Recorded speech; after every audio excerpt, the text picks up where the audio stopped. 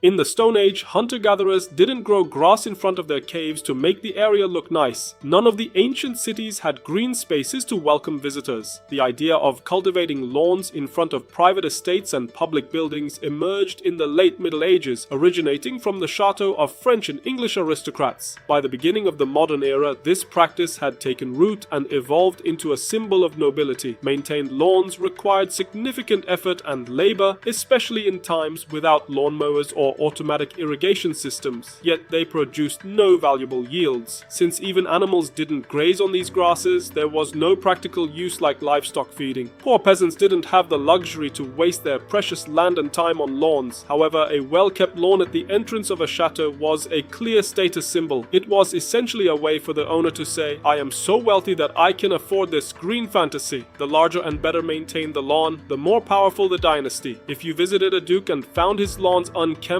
you would know he was facing hard times. Although lawns often hosted significant celebrations and social events, for the most part, they were off limits. Even today, numerous palaces, government buildings, and public spaces have signs warning people to keep off the grass. In Oxford, there is a vast courtyard covered in magnificent lawns where people are allowed to sit or walk only one day a year. On other days, a student who dares to tread on the grass faces serious consequences. Noble palaces and chateaux turned lawns into symbols of authority. As the modern era progressed and kings were dethroned and dukes sent to the guillotine, new presidents and prime ministers continued to preserve lawns. Parliaments, courthouses, presidential palaces, and other public buildings displayed their power over neatly trimmed green blades. Meanwhile, lawns also took over the world of sports. For thousands of years, people played games on every imaginable surface, from ice to sand. But for some reason, over the past 200 years, major sports like football and tennis started being played on grass. Of course, this was a privilege reserved for the wealthy. In Rio's favelas, future generations of Brazilian footballers trained on dirt and mud with makeshift balls, while children in affluent suburbs played leisurely on well-maintained lawns. Since then, people have associated lawns with political power, social status, and economic wealth. Initially, only bankers, lawyers, and industrialists could afford lawns on their private estates. However,